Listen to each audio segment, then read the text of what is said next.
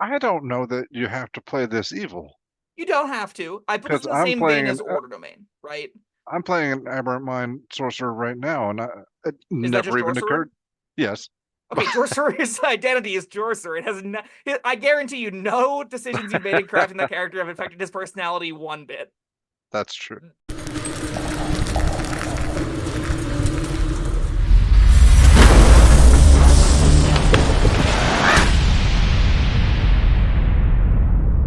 Hello, friends. Robert Bevan here, author of the Caverns Creatures series of comedy, fantasy novels, and short stories. With me is Sam West, and today we're going over his picks for the best subclasses for each class for beginner D&D 5e players. It's encompassing the easy on-ramp subclasses, is how I like to think about it, right? You want to Yeah. be a barbarian. What makes you feel like a barbarian, but also isn't like full of features that are non-features or full of options that'll make you go, I have no idea what this does, and I don't know how it's supposed to contribute to play because it's so unbelievably complicated and requires me to learn whole new systems and stuff like that. So yeah, I guess simplicity is one of the criteria we're going for, but I feel like we've talked about this before. Not too simple to Yeah. where you've only got like one move. So my thoughts and objectives with this, right, is if you're taking a subclass for the first time, if you're playing a class for the first time, is kind of who this is aimed at. So people who've played D&D before, people who haven't played D&D before, people who want to jump in to a class and like, all right, take my subclass, what's good? There's so many options. What do I have to read? These are aimed to be simple in understanding, so you can figure out what they do without a tremendous amount of effort, but complex in execution. So when you're at the table, you don't go, I attack 3 times, your turn over and over and over and over and Yeah. over again. You actually have some means of shaking up your pattern, encounter to encounter, even in some cases. Not all the classes in this game are great, and some options don't even allow for that to be that variety. Like barbarians and monks and fighters, I think are most narrowly going to be doing a lot of the same things over and over again. But you know, I try to hit options that give you some amount of interesting elements to not only engage in combat but out of combat too. Yeah. All right. Well, you wanna? Oh, I should say that this there is a written version of this written by Sam. That will be linked in the description below. So if you feel like reading along there or yeah, checking out, it's there for a reference. But so is this video.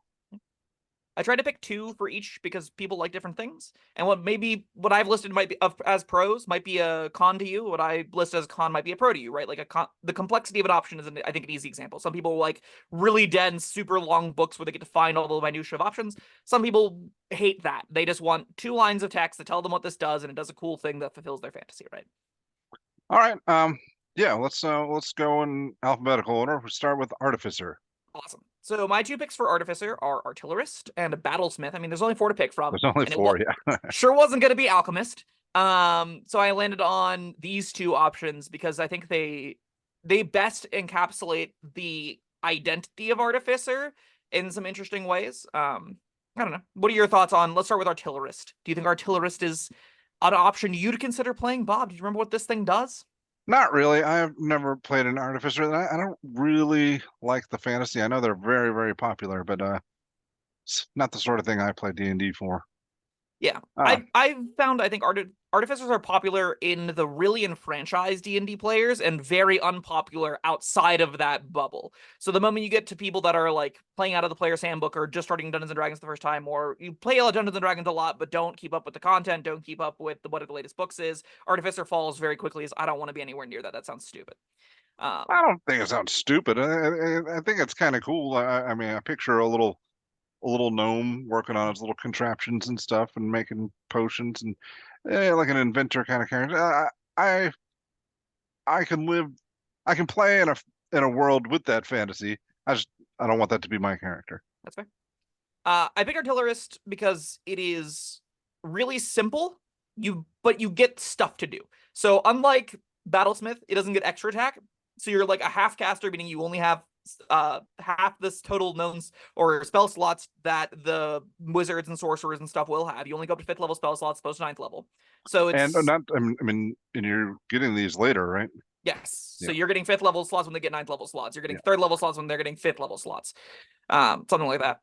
The reason that I like it a lot, even though it doesn't get extra attack, is because it gets it's pretty front loaded, meaning there's a lot of good juice to play with at level 3, 5, and like 10, 11. Like those levels for Artillerist feel really great. You get spells that feel good to use even with your lower level slots on average. And you also just get like this cool toolkit of different guns, basically. You can get a flamethrower, you can get a force ballista, you can get a shield generator kind of thing.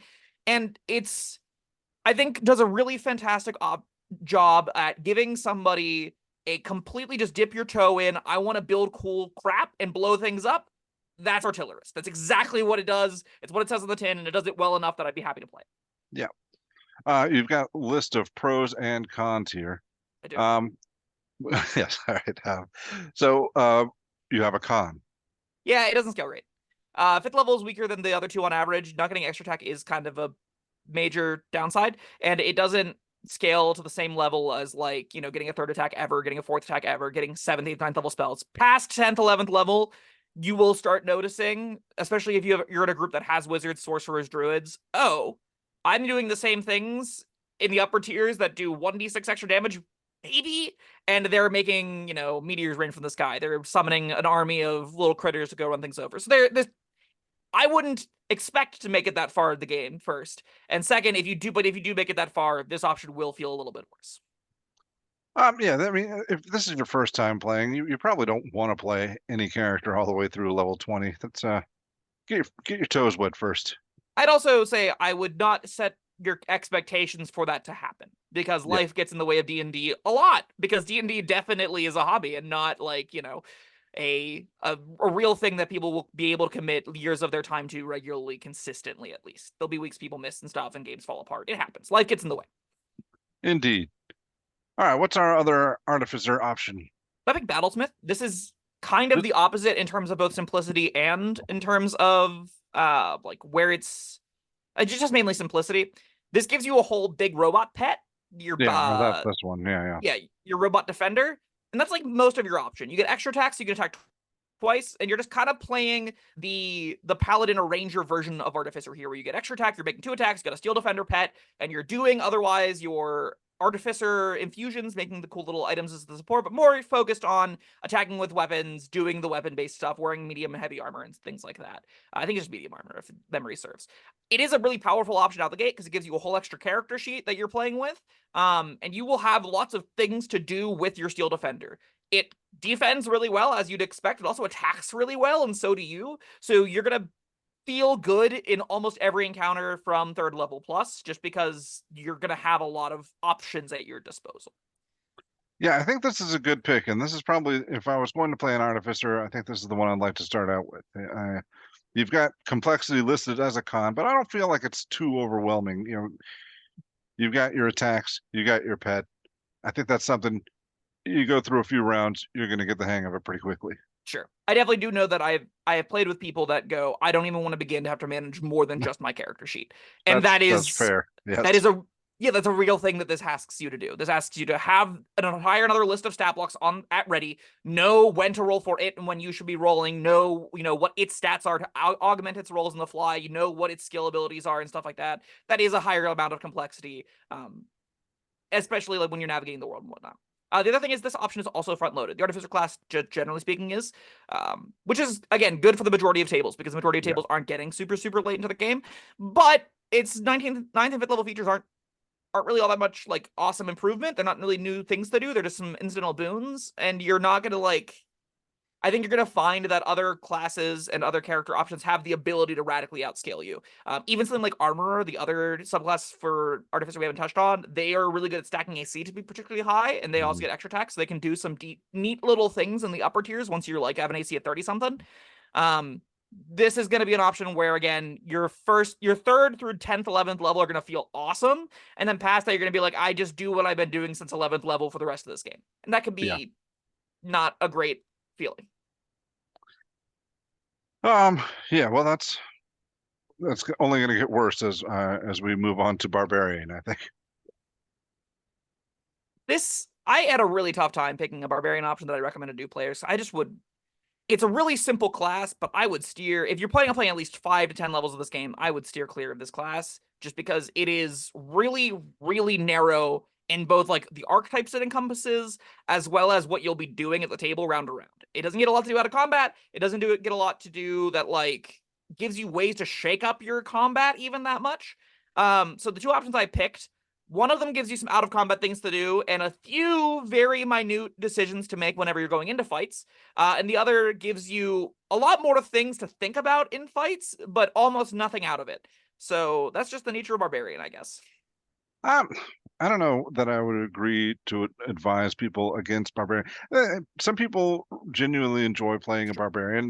They like the simplicity of it. And out of combat, I mean, if you're in a role play heavy game, then yeah, you can have a lot of fun as a Barbarian, just trying to navigate social norms while being this huge beastly figure. Anyone can do That's, that. yeah, Hey, well, exactly.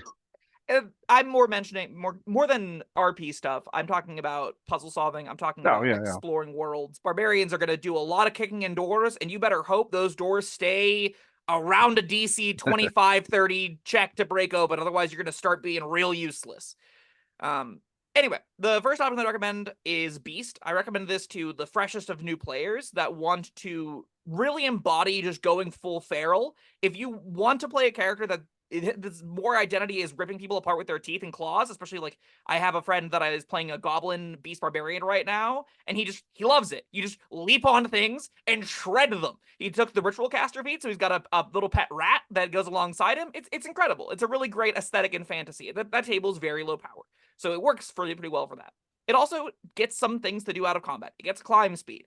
That's more than most of the other barbarian options get. And on top of that climb speed, you can stick to surfaces. So you can like spider climb around and crawl all over things. Genuinely a useful little ability to get. Sure. It is Um, narrow though. yes. Yeah, you get like nothing.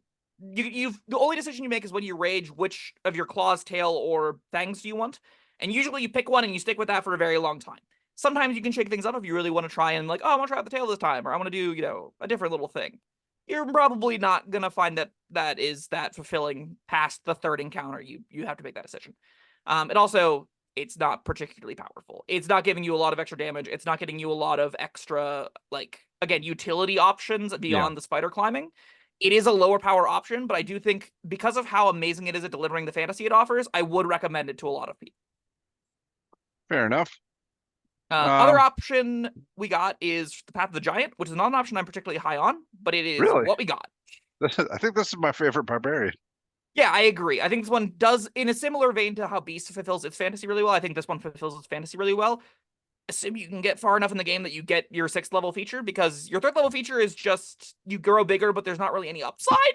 So, like, you do want to get to the 6th level bonus damage, and you do want to get to being able to throw your allies and enemies around. If you can reach those features, this is sweet. If you Yeah. don't reach those features and you stop playing on 5th level, or you like do this for a one shot at 3rd level, it is not ideal, and being large is not particularly useful, a lot of characters will find. So it's, if I would play Beast over this if I'm playing in the low tiers, I would play this over Beast if I'm going to hit like 9th, 10th, 11th level, I think. Okay, I think I probably agree with that. It's just like the how weak this thing is early is genuinely a large detriment to it. Also, you Yeah. get stone nothing out of combat. Just like all you do is get big in combat and hit people with sticks. Okay. All It's right. fun, but Yeah, I mean, this is the problem with the Barbarian. And we swing the entire opposite direction going next with the Bard. Bard's nuts. This Yeah. class is so unbelievably busted. I didn't pick swords or war, which are both interesting options for Bard because they lets them play a little bit more martial. But I think if you would be fine taking probably swords over I think it's College of War. The Valor? two Valor, thank you. Yeah. I think you can play either of those as like a hybrid sword and sorcerer kind of option and have a good time with it, but I don't think that they encapsulate Bard the way that I like. I think Eloquence does that to the T. College of Eloquence is one I recommend to like almost like if you want to play the bardiest bard that is a smooth talking, charming person, yeah, Eloquence is right up your alley. It's consistent. You have an ability called Silver Tongue that makes you insanely good at persuading people, and it is a big buff, supportive bard. It gets features that reward you for empowering your allies, or it makes you better at it at least, with a lot of good quality updates for bardic inspiration and stuff. It is narrow though. You are a supportive bard. You are the face of the party, and you give buffs to allies. Period. That's just the identity. So All right. Why is that? Because I mean, you still get you're a full caster. You get the bard spell list. I mean, this That list is super tiny. The is bard it. All right. spell bards learn very few spells. They do get a thing eventually called magical secrets, which lets you learn All any right. spells. That is where you can kind of deviate from the I support, but like almost all the bard spells are ways to support your teammates. Things like spirits give you opportunities to get necromancy spells, so you can get like animate dead and play a little bit different route that way. College of Swords gives you tools to engage in out of combat or out in combat attacking damage stuff. The core bard that Eloquence is building off of doesn't get a lot of support to do other things than be supportive. So you're going to find that's normally what your job is. That can be a great time. I've loved playing a supportive bard, but it's just not necessarily going to be that great at branching out into other areas comparatively. All right. Well, how does that compare to your other pick, the College of Lore? College of Lore lets you do whatever you want with bard. Like it literally is just extra magical secrets. That's the point of it. Is you get more spells of any spell list.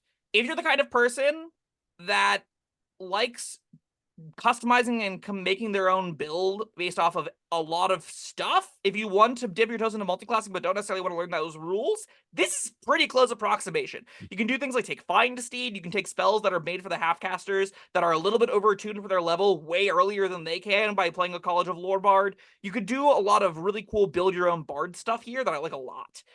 It's also, like, the option outside of picking from any spell in the game is super simple. Like, it's cutting words, basically. And that's fine. It's a great little ability to make enemies worse, but it's also going to be, like, consistently useful. All right. Now, all of that, I mean, I noticed you put simplicity as a pro, but everything you just said sounds really complicated. So, it can be, but it Hmm. doesn't have to be. If you want to play just Okay. a spellcasting bard, you can go, what spells sound cool? Go to where the spells description is in the player's handbook. Go, what does this one do? Flip to it. I like that. Done. All Right? right. You don't necessarily need to do a ton of research. You can build a mounted combatant bard this way. You can do a Find Greater Steed Paladin hybrid where you're being a better Paladin without extra attack. Like it's basically a spellcasting Paladin is how you can look at that. More Yeah. likely, what I think this is going to be good for newer players as is to be like, I want to be a necromancer that's also a bard. Well, great, because I have a Day of the Dead thing going or whatever, right? Well, if you don't want to do spirits, this gives you a way to just get animate dead, make some skeleton zombies, dress them up however you like. Cutting words is really simple. You don't have a large, huge table of things you have to roll on or anything like that. It is you can take whatever bard fantasy you want, plug it into lore, and it will work to some level. All right. That sounds good. You do have to read a lot if you want to get the most out of it, though, because you do get to pick from any spell in the game. So if you want to get a lot out of it, reading is somewhat of a con where you have to be like, all right, what does this spell do? What does this spell do? What does this spell do? What does this spell do? And just keep like panning through if you really want to get the most out of it. You Still, don't have to, it's but you could. optional. Right. Yeah, exactly. All right. Good. Moving on to Cleric. My favorite subclass for Cleric is Order Domain, and I would recommend it to literally anyone that wants to play Cleric, because it gives you and the party a reward for you using spells you don't necessarily want to use, which are the supportive buff spells. So it makes Heroism, makes Sanctuary, it makes, not less so Sanctuary, it makes Heroism, Shield of Faith, Divine Favor, those kinds of effects that buff your allies. It gives them free attacks, which is sweet. You get this really big payoff for playing a supportive character that's also good at holding their own in combat. It's also good at getting in there and putting down some monsters with your mace. I like it a lot. All right. So you get build around a cooperative. The cons. If you're at a party that doesn't have a lot of characters that use weapons, boy, is this thing bad, because you're like, oh, I have a sorcerer, I have a warlock, and me.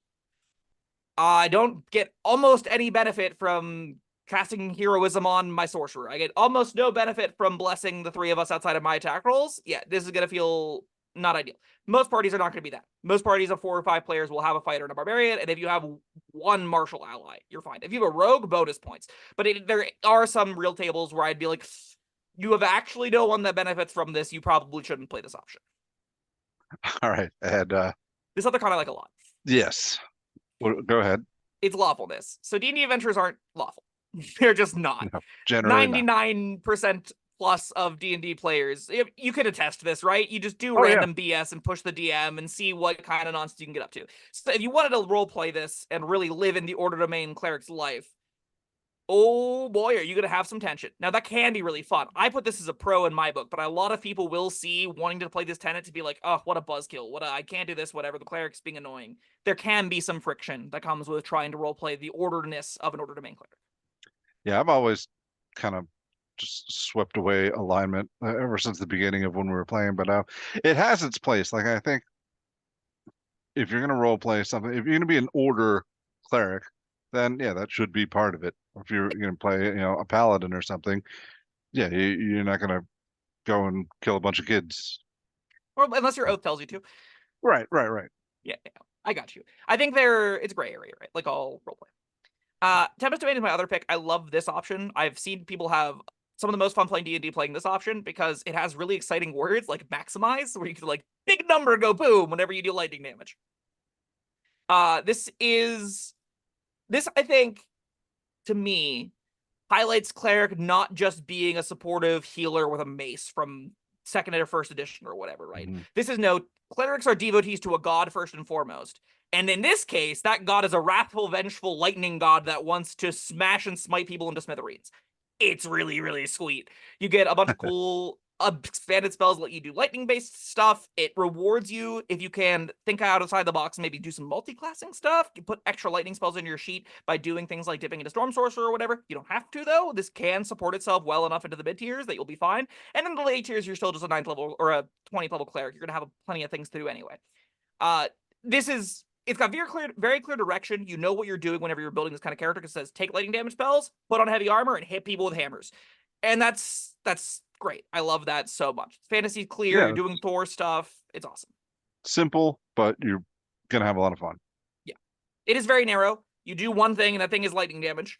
You can't, like, being a cleric, the narrowness is still like pretty muddled. It's kind of like in the same case with Eloquence Bard. You are somewhat, like, compared to a lot of other cleric options, you're going to be doing one thing specifically, but you do have the ability here and there to grab outside of those realms, so it's not, just by the nature of it being a spellcaster, it isn't super narrow, but it is comparatively narrow in its, like, focus.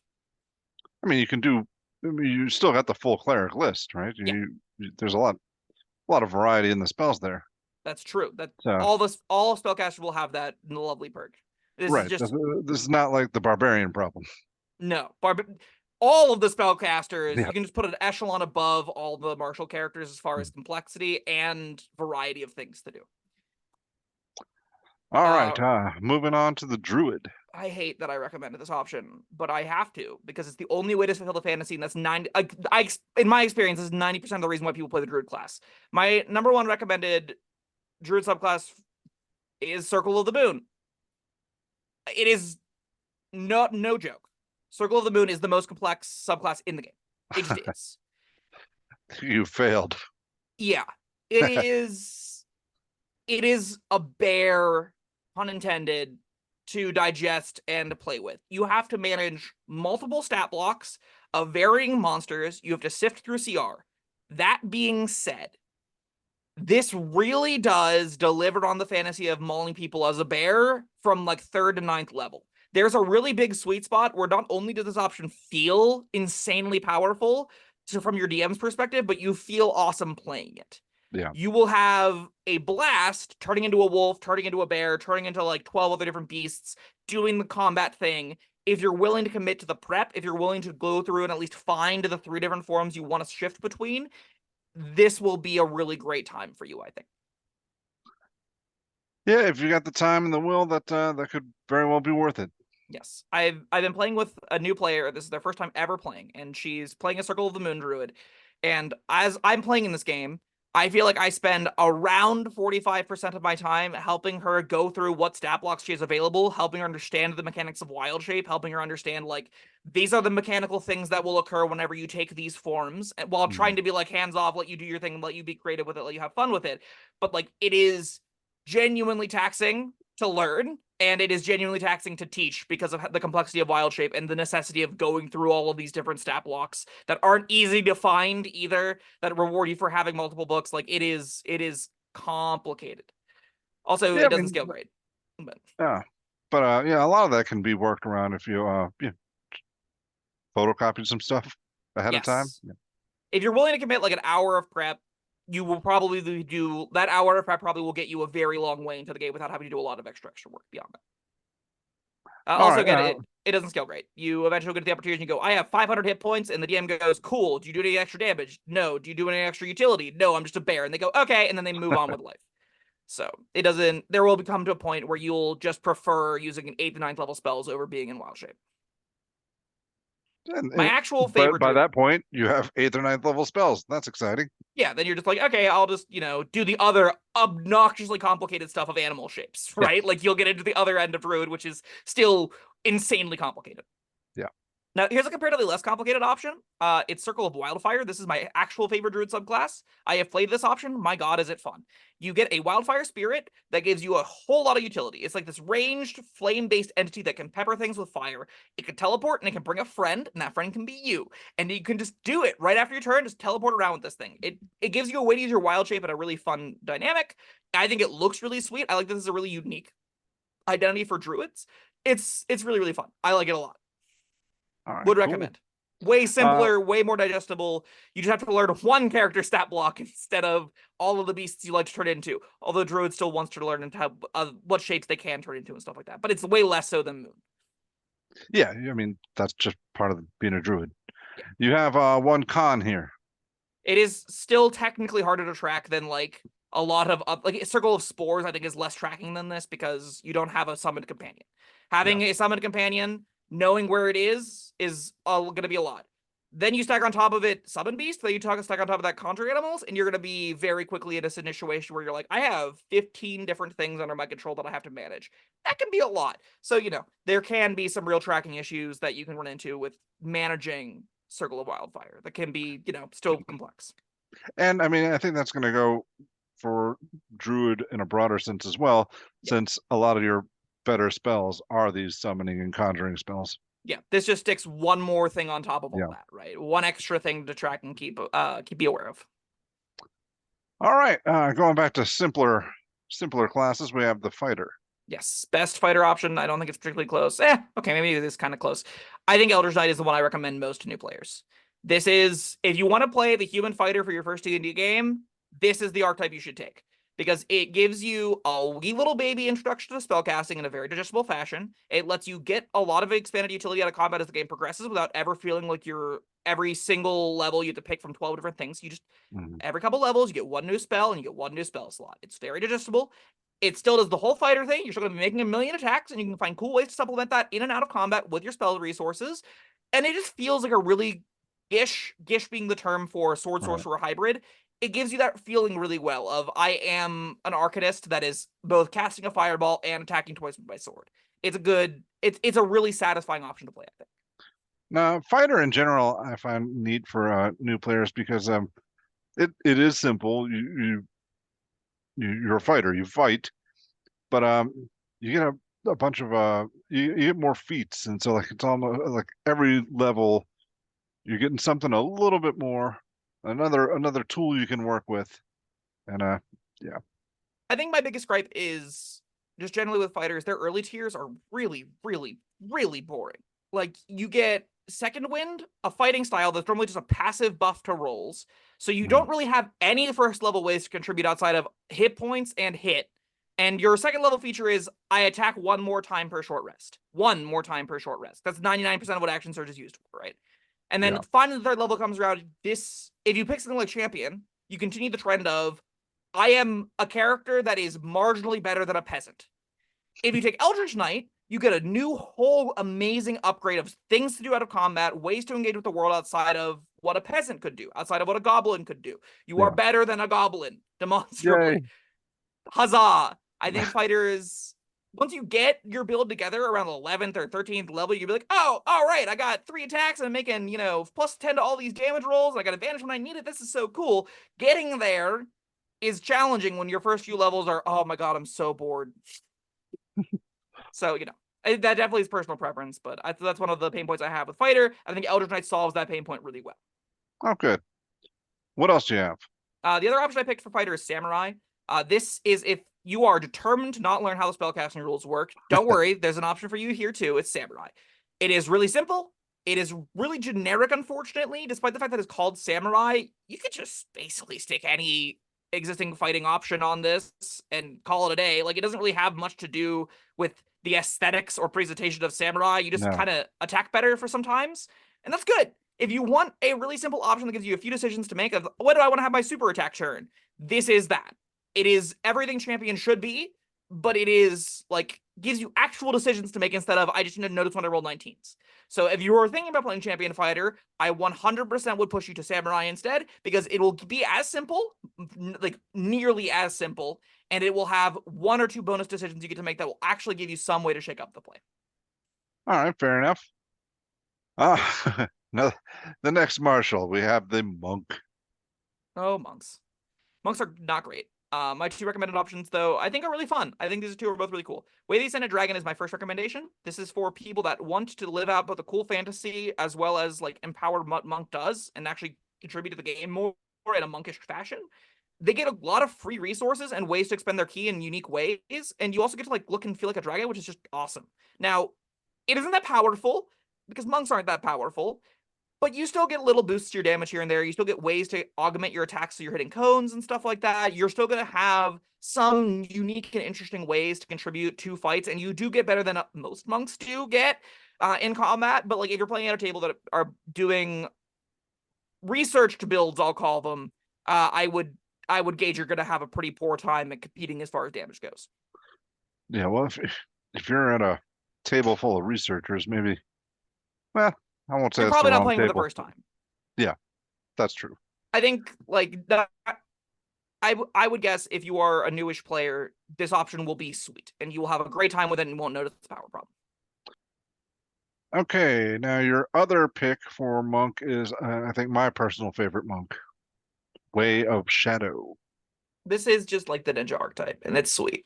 Your third level feature is kind of me, but after that, it's just all bangers. You get to teleport in shadows, you get to like sneak around and assassinate people. It's super super sweet. It's genuinely a lot of out of combat utility, and while like the key costs for your second level spells, especially at third level, feel pretty prohibitive, you will very quickly find like you'll be willing to spend 2 on a pass without trace once per adventure. You'll be able to spend a couple on a darkness here or there, so you can like put darkness bubble somewhere, teleport into that darkness bubble from a different darkness bubble. Super high utility, super high flexibility. Big fan. And not crazy complicated to learn. No, it like Yeah. you don't even learn the spell casting rules really that much. You don't learn about spell slots, you don't have to learn about spell levels that much. You get a pool that you can spend key points on that are functionally abilities, and beyond that is just some cool darkness related abilities that are relatively short. All right, good option for a monk. It's about another big perk out of the player's handbook. Don't have to go that far to find it. All right, good. All right, next up we have the Paladin. Yeah, I love Oath of Ancients. That's my starting one.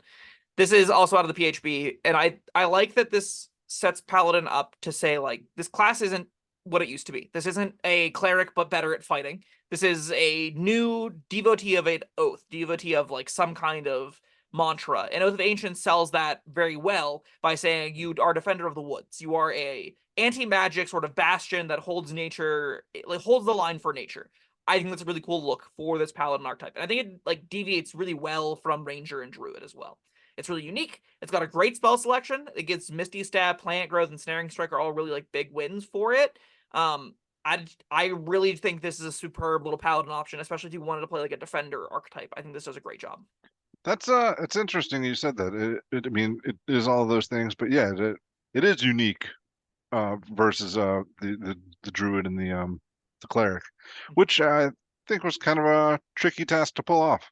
Oh, 100% agreed. I think they managed to really, really smoothly make Paladin its own identity this time, as opposed to where it was in 3 and 4. Some cons, though, it is still pretty narrow. There'll be some encounters where you're going to find, oh, my feature does stone useless here. They get some features that are like good against Fae, good against Fiends.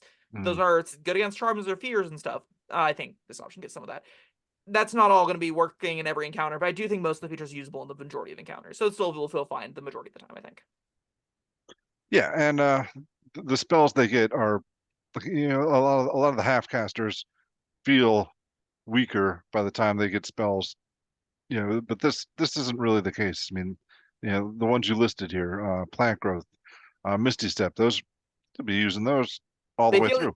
They feel even better on a martial character that can like immediately pay them off, right? And Snaring Yeah. Strike keeping something from running from you is pretty cool. Yeah. It also pays off with your capstone, because your capstone lets you cast spells as bonus actions, which is really sweet, because all of your 5th level spells as a bonus action now feel way better than whenever you get to make 2 attacks that smite each time. It's a really well put together option, I think. All right, and we have the Oath of Redemption. Yeah, this should just, in my thought, replace Other Devotion entirely as like the default goody two-shoes supportive paladin, because this is everything Devotion does but better and in a more like useful fashion. I think it's got a bunch of cool like negotiation abilities that come with it, so you're actually playing like a face of the party kind of paladin, while it's also just like good at defending yourself and allies, because it gets counterspell and other cool defensive measures that make it actually meaningful against upper tier villains that are using 8th and 9th level spells. It's pretty sweet. I like that a lot. All right, well, let me ask you this. Yeah, I know Oath of Devotion is the fantasy. I'm just, the paladin of paladins. Mhm. I'm devoted. Now, Oath of Redemption, we did paladin subclasses before, right? Yeah, so We did all. I think we did almost every class in this game at this point. no, We're off no. like Warlock and Wizard, I think, or just Wizard at And this point, maybe. Sorcerer. I don't know. Oh, sure. I don't think we've done any like full, because it all started with Martial Monday. So Oh, we've you're done right. You're right. You're right. I'm Warlocks. sorry. We Sorry. haven't done any of the other spellcasters. Anyway, But on to end of design. Redemption, role playing wise, Redemption, is that to say that you've done something bad in the past and you're devoted to making amends for it? I think that's what's supposed to differentiate it. You don't have to run it that way. I think it will play and look just like a Devotion if you want it to. It also, I'm just saying. I'm saying that's a bonus for it. You get some little backstory if you want to. yeah, entirely Yeah. optional backstory, but it is very useful. I think like having a character that has a tiny bit more depth because their back or their subclass says so is really interesting. It's really cool. It's a shame that it also kind of paints the picture that maybe levels 1 and 2 you were kind of a crappy person, and then you take Oath of Redemption to mend for that. Yeah, that's kind of funny. That could be a fun level 1 and 2 to play. It could be. Yeah. I will say the real con here is a lot of D&D tables are shoot first and ask questions later, and this likes to ask questions first. This likes to negotiate. This likes to try and circumnavigate encounters, not prevent all combat encounters. It is ready to kill things, but that pull will make sometimes, I think that friction is fun. Some I players remember that now. This is the one with hold person, but they don't want to kill anybody. That's they don't not want to kill anybody. Yeah, They just see violence as a last resort. All right. I remember this discussion. Okay, great. Go watch our Oath of Redemption video. All right. Bob doesn't believe hold person should be on this list. No, hold person has a purpose, and it's not for the Oath of Redemption. All right. Moving on to Ranger. So I want to start by saying this. If you're playing a Ranger, the Toss Cauldron and everything revised the class heavily. Like, its first 2 levels look radically different. Its first 3 levels, actually, because Primal Awareness also changed, too. And then they also gave it updates as the game goes on. It's just basically a whole new class. Go use the Tasha's rules. That's everything that I'm talking about here, basically are within the context of those rules existing. So I would highly recommend, if you want to play a Ranger, do the tiny bit of extra research and find the updated versions. They'll normally say optional. Optional translates to updated in D&D speak. So I don't consider them optional. I just consider them upgrades. Yes. If you're going to put any effort into preparing for this game, this is where you should do it. Yes. All the subclasses will feel a lot better if you have a level 1 and 2 that do something, because a lot of times Rangers feel like they don't. So, anyway, the 2 recommendations I have, I think this is a little underrated option. I like it a lot. I think Hunter is clean, simple, fun. You get a couple of choices every time you level up. You can pick between different methods of fighting. And there are some trap features. There aren't a ton of like super big duds, but there are some that are definitely worse than others. But you can be like, I want to be good at killing lots of things. You take Horde Breaker. I want to be good at just taking down the giant. You take Giant Slayer. And that is a really clear, easy build direction. It will do the simplicity of fighter, but with the half-caster spell that Ranger gets. So if you don't want more complexity and just want to play a Ranger that's better at shooting stuff, this is that. It is really simple. It is really digestible. It is a great little first time playing Ranger, I think. Yeah, I can't argue with that. That's what this article is about. Hunter's a solid option for. But you have cons here? Yeah, it is entirely combat locked. It sure doesn't get a thing to do out of combat. It just shoots better. So if you want more things to do out of combat, you're entirely limited to your spells to do that, which isn't the end of the world. Again, compared to Barbarian, that's great, because Barbarians get stone nothing. But this is still only combat features for the most part. Yeah. Additionally, like I said earlier, some of the features that you can pick between are not equal. Some of them are definitively like a lot worse than its competition, and not falling into those traps is relevant. But I think the majority still will serve fine enough at the majority of tables. All right, and we have a fun option here, Drake Warden. Yeah, this is one of my highest rated subclasses in the game. I love this thing. So it's High Train Your Dragon, the subclass, and I know a lot of people will want to play it for that reason alone.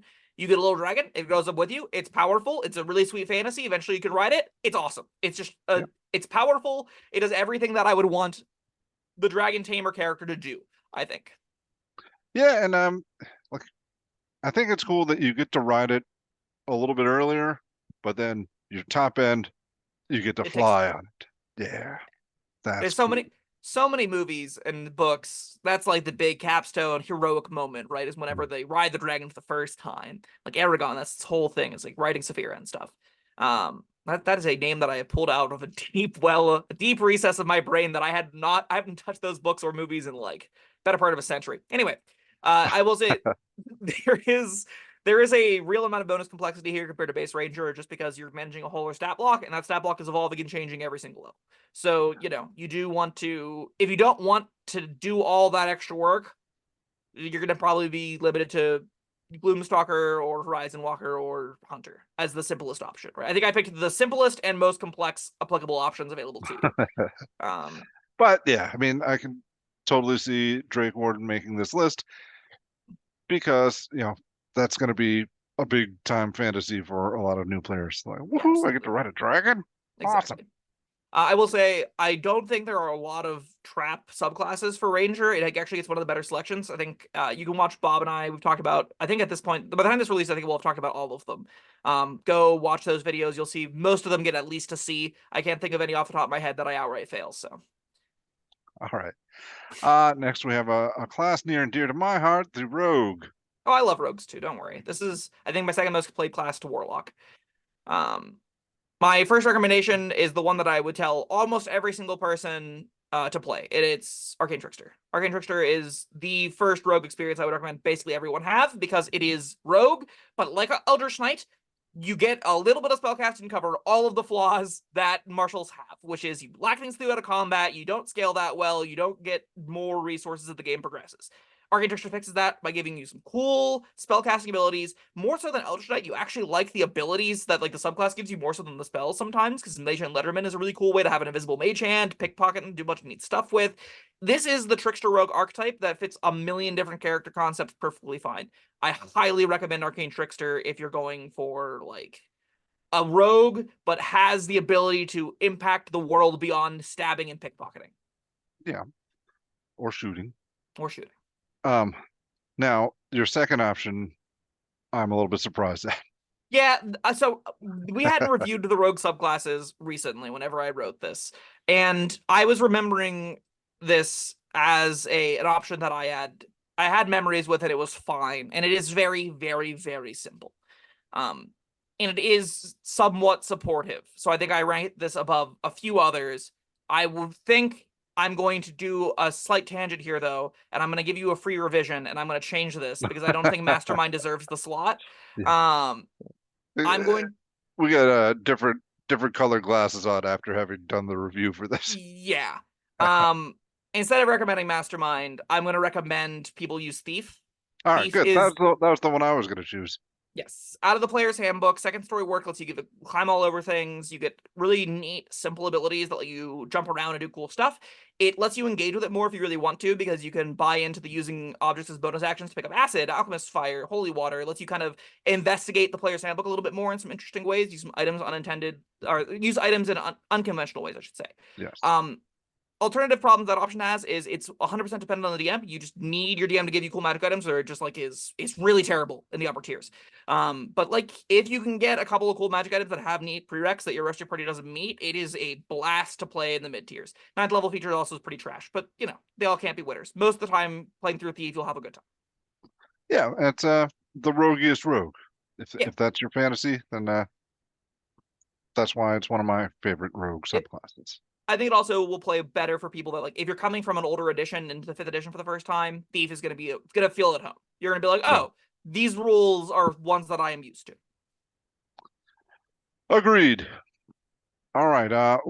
The last three we have are the big top end spellcasters. Mm-hmm. So they're not going to be simple. No, we've left the realm of simplicity, unfortunately. Yes.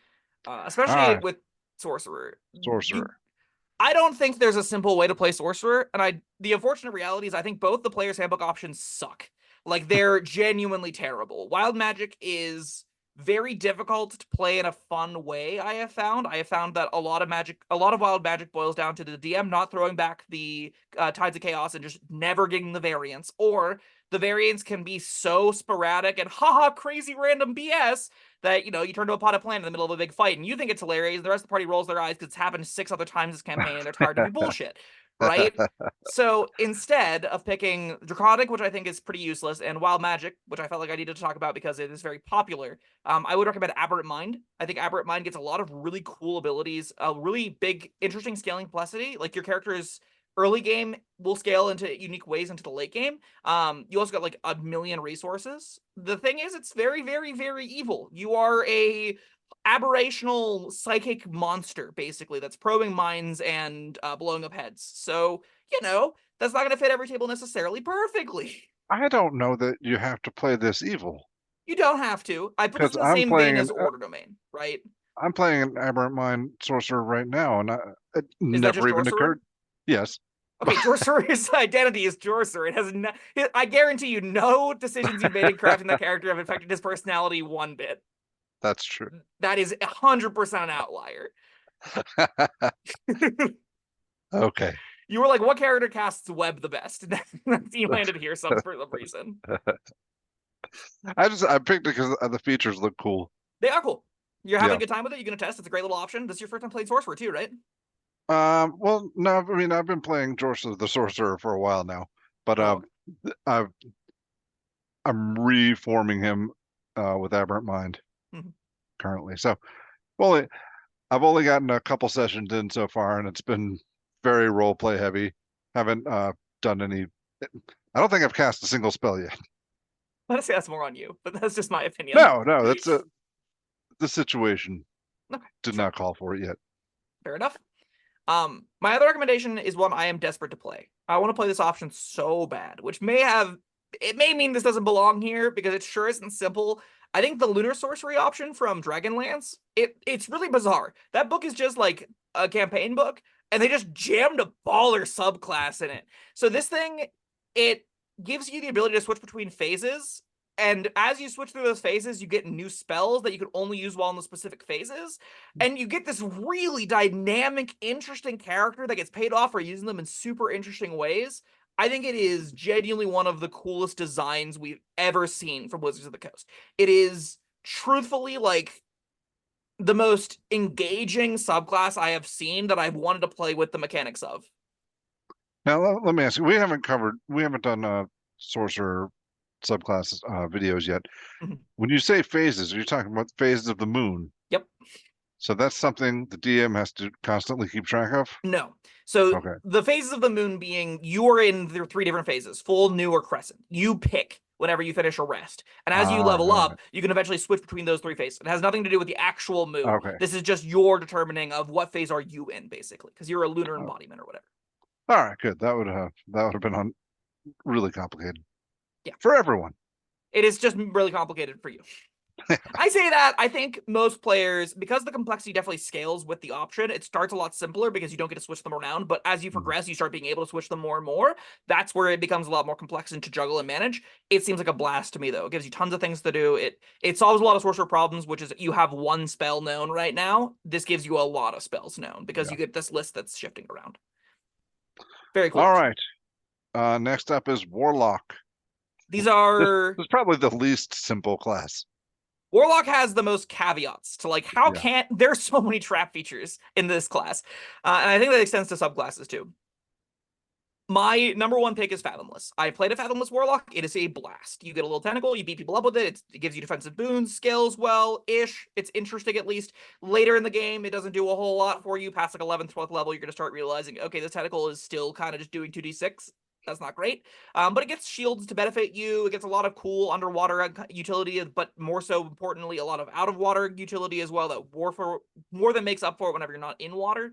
I think it's a super, super fun option that gives you a lot of cool depth that you can play around with. Yeah, I agree. I think this is probably my favorite Warlock subclass. Mm. So, My other recommendation I think is simpler. I like the undead-ish. There's somewhat of a caveat with the undead. This is, again, done at a time before we had not just done all of the subclass reviews for Warlock. But I think that the undead takes the fantasy a lot of players may want, which is the I worship a lich. I'm an undead character. I want the feeling of being undead evil necromancer kind of deal. This gives you a way to do that on Warlock, which I think is relatively relevant. I think that Form of Dread is a super fun build around ability that you can really lean into as much as you'd like to. You can get paid off for investigating and finding some more fears. Your shadow spawns are going to do some cool stuff. Its spell lists aren't great, but you do get things like Death Ward. And Spirit Projection is a really bizarre feature to get at level 14, but most people aren't getting there anyway. So I think this is going to be a really fun option, especially if you're getting if you're thinking you're going to be playing mostly from 2nd to 8th level. That's where Form of Dread is going to shine the most, and you're going to have a ton of fun with that option. all right, yeah, agreed. But yeah, it's a complicated class. Oh yeah, A quick lot shout of out. stuff going on. You got invocations, you got pack boons, subclass options. Very customizable, so that's nice. Yeah, absolutely. There's so many different elements of the class. I also want to give a quick shout out to Genie. Genie probably is something you could play and have a great time with as well. If you're just stuck in the player's handbook, I would probably recommend Archfey.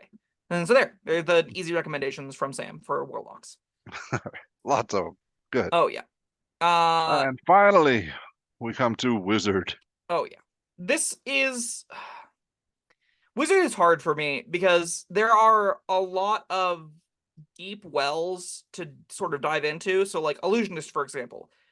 That is a complex option, but not for what it necessarily says on the tin, because playing with illusions is really complicated. Something like Enchantment gets really bananas abilities, like Twin Enchantment, would let you double up your spellcasting efficiency. There are a lot of good choices with Wizard. It's not short of powerful subclasses. So I ended up deciding to pick subclasses that would be the most approachable, as opposed to the ones that are going to be the most necessarily raw powerful.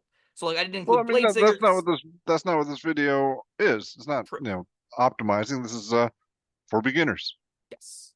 My first pick then, with that thought process in mind, is the School Yeah. of Evocation. I think this is the most bland wizard option, but you're still a freaking wizard, so you're not going to be bland. You're going to have plenty of spells at your disposal. You're going to have tons of cool things to do, but it also gives you a little simple teamwork-based ability of scalding people out of your fireballs. It gives you some, my cantrips do a little bit more damage now. Those kinds of abilities as you progress with it. It isn't ever going to be the game warping levels of twinning debilitating spells. I even think I would rate options like Blade Singer a lot higher than this, because they're a lot more diverse in what they're able to approach the game with. But if you want a wizard that blows things up, Evoker's a wizard that blows things up, that you don't have to think all that much about, that you can say, I want to play the wizard. This is the wizard. This is the one that you take all the wizard cantrips on, or you take the wizard spells on, you get your magic missile, you get your fireball, you get your knock, you get your invisibility, and you just play the bog standard wizard, is I think what this gives you the means to do. All right, and that's going to be a lot of newcomers fantasy right there. Yes. I want to be a wizard. Don't want to think about it too much past that. Just want to use magic, blow things up, have a good time. If you have a specific identity for your character in mind, a story for them, I think you can staple a lot of stories onto Evocation and not have any conflicts or complications there. My second pick I like a lot because it's really cute is Order of Scribes. So Order of Scribes gives you a quill that does a bunch of stuff for you, that has the means of you basically get a quill that doesn't require ink, that follows your commands. As it comes in your hand, you can do stuff with it. You can erase anything you write with the quill. The feather's a bonus action, so you can do some neat. It's really a cute little flavor option. But more importantly, get an Awakened Spellbook. So you use your spellbook as your spellcasting focus. And you can replace its damage type with different damage types, which gives you the full array of being able to basically customize what your spells look and do. Additionally, you can get some, when you cast a ritual spell, rather than adding 10 minutes to cast it, you can cast it immediately, which gives you kind of a free cast of a spell slot, which is pretty nifty. this does a lot of little things. If you want to try out a lot of wizard abilities, this is that. This will let you dabble into trying out, because you also can use your Wizardly Quill to replace the book if you've attuned to it. So if you lose, it's not the end of the world. There's a lot of cool stuff happening in this option. You can manifest a mind to make this cool ability with the spellbook. It is complicated, I will give it that. But if you want to dive in and explore everything Wizard has to offer, I think Order of Scribes is going to break the game in half, and it's going to give you a lot of the feeling of the scholarly wizard, the student doing all of the wizardly stuff that way. If you wanted to play the nerd, this is that option. I mean, any option can be the nerd. True. But I will say, if you're playing wizard, I mean, you've got access to such an enormous list of spells that you will be doing a lot of research. Yeah. You'll just, I mean, even if you don't want to, you're just going to get sucked in to seeing what all these different spells do. You have to. Yeah. It literally is the whole point of the class. I will say, like, ritual casting is a really big element of the class. I like this tells you ritual casting is important. So make sure you're packing your spellbook full of find familiars, detect magics, identifies, that kind of stuff, because it's free for you basically. Nice. All right. Well, that was the entire list, I believe. Yep, we got through every single class, 2 of each subclasses. Commenters down below, let us know what you also think are great, approachable subclass options. What options did you start the game off with? Did you like it? Did you not like it? Any of your thoughts would be great. Yes, we'd love to hear them. So yeah, leave us some comments, like, subscribe. Thank you for watching, and thank you, Sam, for being here. And we'll see you next time. Goodbye.